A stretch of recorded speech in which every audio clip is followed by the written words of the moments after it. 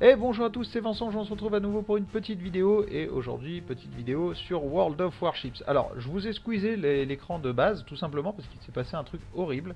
Euh, non, horrible, j'abuse un peu. Ce qui s'est passé, c'est tout simplement, on a été dégagé. Bref, il y a eu un plantage, du coup j'avais coupé la vidéo le temps de pouvoir relancer, et quand j'ai relancé, il m'a tout de suite renvoyé vers l'écran de chargement. Donc, pour me faire simple, on va être sur World of Warships, je vous propose un gameplay avec le Congo. Donc le Congo, on le voit là, c'est tout simplement un petit cuirassé japonais que j'apprécie énormément.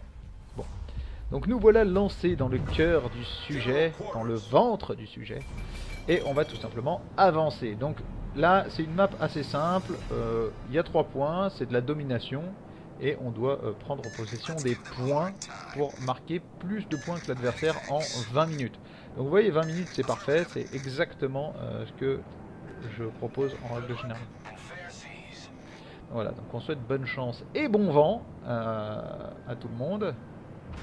Donc là, bon vent en fait c'est un peu mal traduit je trouve, parce que c'est un peu un aspect négatif chez nous, alors que si vous avez entendu en fait en anglais, il souhaite good luck and fair seas, ça veut dire une bonne mer en fait, plutôt.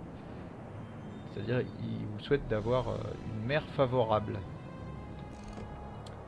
Donc j'aime beaucoup le Congo, c'est un, voilà, un vaisseau qui peut tirer très très loin, qui peut faire très très mal. Donc là on a chargé les obus AP, donc les armor penetrating, donc les obus pénétrants en français.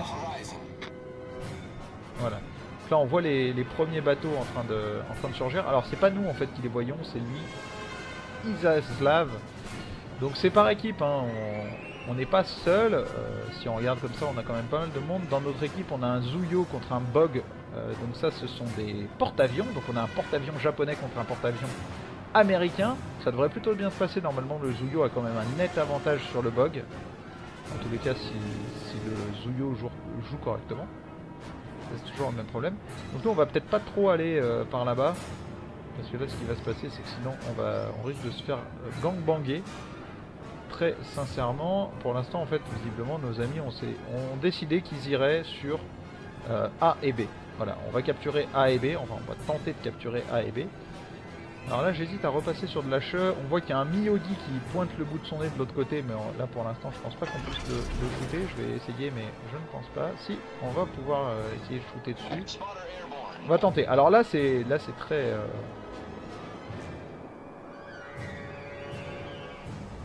c'est très osé quand même, hein, comme move ce qu'on va faire. J'ai pas l'impression qu'il bouge en fait. J'ai pas l'impression. Hein. On va regarder. S'il bougeait... S'il bougeait, nos... Ah, mais en fait on a dû tirer dans la montagne. On a dû tirer dans la montagne, donc là ce qu'on va faire c'est qu'on va rebouger un coup. On va essayer de trouver une vision sur lui. Si on arrive à le shooter, lui ce sera une grande victoire. Ah, il a tourné.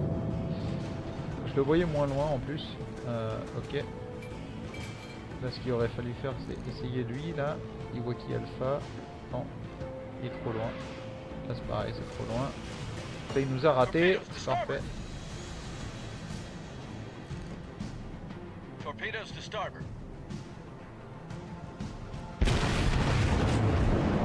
On tente hein, là, mais je pense pas qu'on arrive à le shooter. Si. Ah, presque. On n'est pas passé si loin que ça. On n'était pas si loin que ça.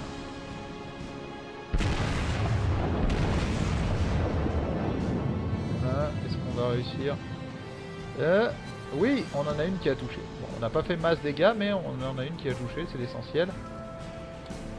On va essayer d'aller porter secours. Donc vous voyez, en fait, on est un peu le gros tireur de l'équipe avec un cuirassé. On est là pour avoiner et faire très mal. Alors en fait, la particularité des obus pénétrants, c'est que le détonateur s'enclenche au moment où on rencontre la première couche de résistance et il explose un peu plus tard. Du coup, ce qui se passe, c'est qu'avec un tel système, on peut tout simplement se retrouver à... Ok, là, on va essayer d'aider ici, mais je pense qu'on ne pourra pas. Voilà, donc là, ils ont capturé B. Et de l'autre côté, on a le Congo qui essaye de nous avoiner. On va va essayer de tirer par là, je pense.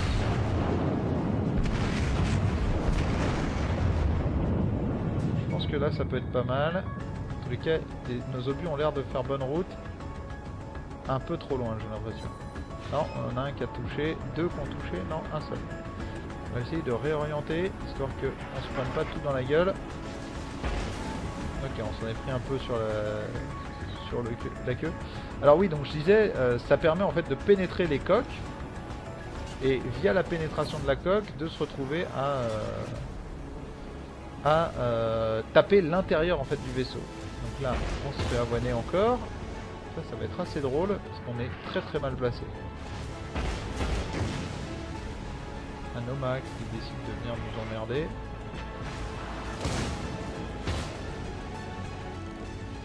Alors Loma, si j'arrive à t'aligner, je vais juste pas le border. Voilà, donc ça c'est la grande puissance des croiseurs, c'est de pouvoir vous foutre le feu. Ah, ok, donc on l'a raté. On va pouvoir essayer d'aligner le Miyogi là-bas. Alors c'est soit le Miyogi, soit le Königsberg. Je pense qu'on va essayer d'aligner le Miyogi. Ouais, on va aligner le Miyogi. C'est ça je crois, mais là ça me paraît pas mal. Un peu trop.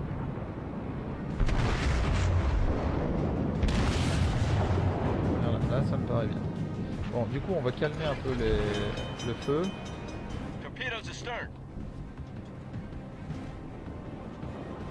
On n'a rien touché. C'est bon, les torpédos elles sont loin. Hein. Déstress.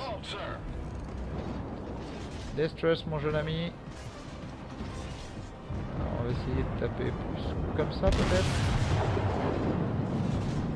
C'est mieux, un peu trop en avant. Ah non mais en fait tu ne bouges plus là. Soit tu ne bouges plus, soit tu es en arrière. Dans les deux cas je t'explose. C'est ça en fait, tu vas en marche arrière. Ok, tu vas en marche arrière. Du coup là on va resserrer un peu. Et la prochaine salve, elle est pour toi.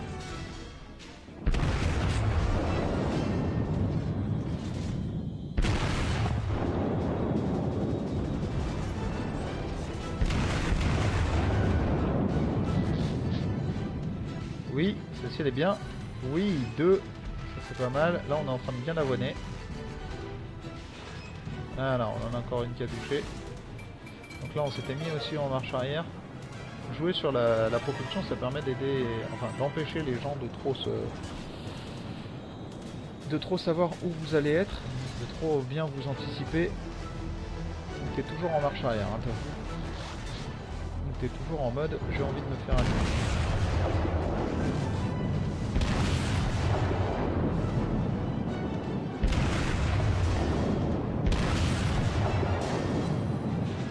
Donc là ça touche bien, hein, chaque fois. Voilà, 3000. On est en train de bien enchaîner, donc là on est en train de coller la carte, donc ça c'est un peu chiant. Alors il y a un Congo et un Miyogi et un Arkansas B de l'autre côté. Ici je pense que je peux laisser les Wyoming gérer. Ils sont à corps portée, les Wyoming sont des tueurs. Très sincèrement, ils n'ont pas grand chose à craindre de ce côté là. Loma, alors là, Loma, si j'arrive à l'aligner, moi je suis bien derrière mes potes. Loma, je vais t'aligner.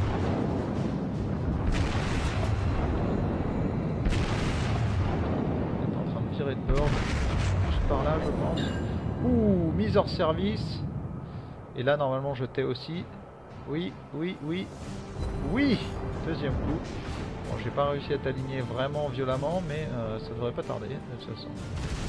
On va essayer d'esquiver le four Ataka qui visiblement ne nous a pas vus.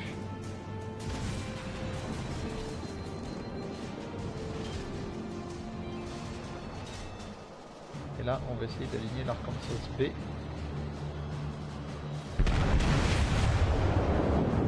J'espère qu'il avançait. J'espère. Oui! Voilà. là, c'est Loma. Donc là, Loma nous a pris pour cible, hein, bien évidemment. On est du pain béni pour lui, on vient de tirer, donc il peut se lâcher là pendant un petit moment.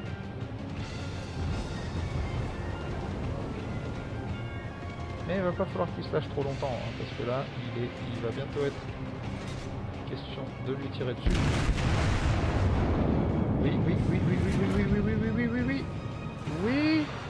Parfait. Oui.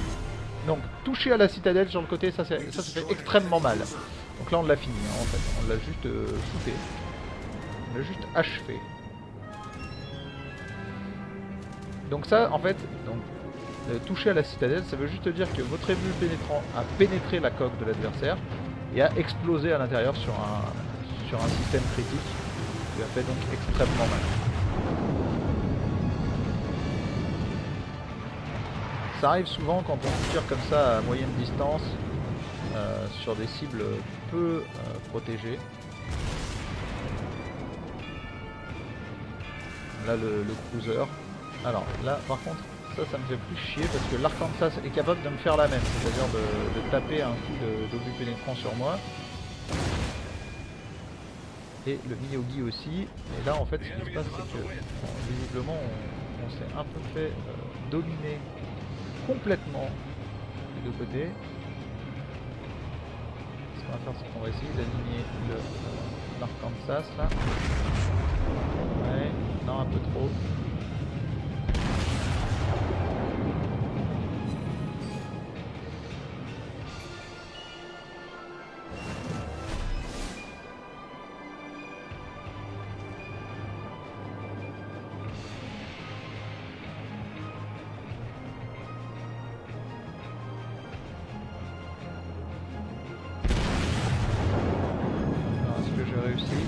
Là c'était un peu un tir à l'aveugle hein.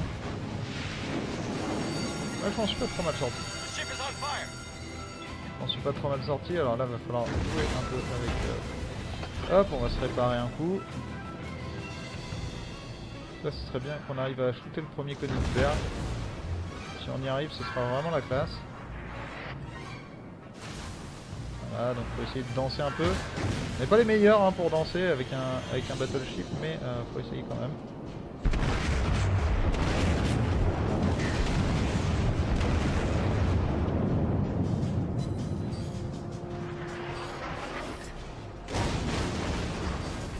Bon, malheureusement il lui reste 500 PV. Alors ça c'est la loose la plus totale hein.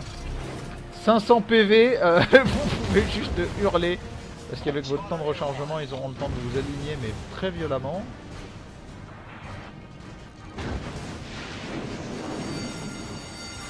S'il te plaît. Sors-nous quelque chose de bien.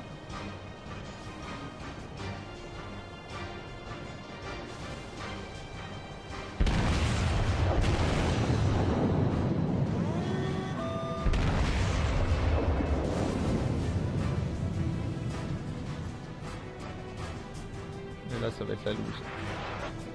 Bon, on va se préparer un coup.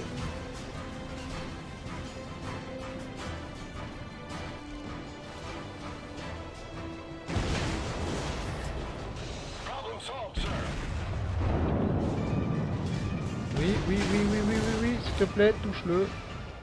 C'est le moment, hein. Non, bien évidemment. Là, en général, c'est le moment où vous hurlez à la mort, parce qu'ils sont beaucoup plus agiles que vous, ils tirent beaucoup plus souvent que vous, et du coup, ils vous allument, mais complètement.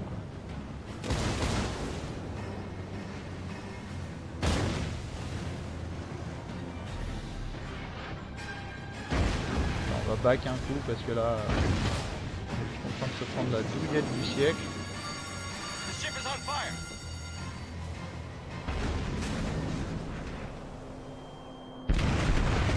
Toi je te sens un peu trop confiant.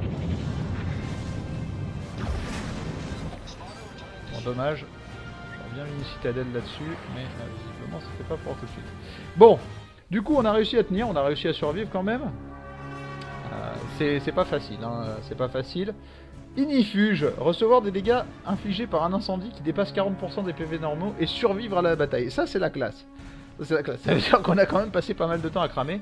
On a réussi à faire une citadelle, on a pas mal mis de coups, on a abattu des avions, on a mis hors service des gens et on a détruit un bateau. Finalement, en score d'équipe, on s'en tire pas si mal, on est le meilleur de notre équipe. Bien évidemment, ici, ils s'en tirent beaucoup mieux que nous. Hein.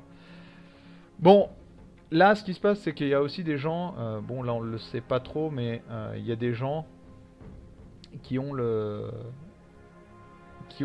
très certainement de l'XP bonus en fait. Ils sont premium, du coup ils ont 50% d'XP en plus, parce que ça me paraît ouf de faire 1700, à moins que ce soit leur première bataille. Donc voilà, bon, le bug a complètement surclassé le Zayo, ça c'est ouf. Ça c'est très très ouf, parce que un Zuyo c'est vraiment très puissant, surtout face à un bug. Et il y a toujours moyen de se démerder. Bon, là visiblement il n'a pas réussi, bon c'est pas grave. On a eu de l'aide, on a quand même été bien aidé, un Arkansas Beta et un Wyoming qui s'en tirent pas trop mal en tous les cas pour finir des cibles. Bon, on a réussi à tuer que 6 personnes, 7 personnes en face, c'est pas énorme. Bon, ils n'ont pas réussi à nous en tuer beaucoup plus non plus. En termes de dégâts, donc on tire 124 obus, on en a que 26 qui touchent, donc bon, bref, ça c'est comme dans tous les jeux de tir, je suis bien nul, hein, faut pas se faire de soucis là-dessus. Bon, on a essayé plusieurs fois, donc on n'a rien tiré sur le... Bref, on a tué des avions au bug, mais on n'a jamais tiré dessus. On a réussi à tirer sur le Königsberg, mais bon, ça c'est chaud. Hein. En général, votre cible, c'est plutôt les autres... pas en haute mer comme ça. Attendez-les, les croiseurs. Là, c'est vraiment que j'avais pas grand-chose d'autre à faire. De toute façon, on était un peu acculé et la défaite était quasiment inévitable. Préférez soit avoiner les cuirassés qui sont beaucoup plus faciles à viser. Vous voyez Arkansas Beta, Congo, Miyogi, j'ai réussi à bien avoiner dessus.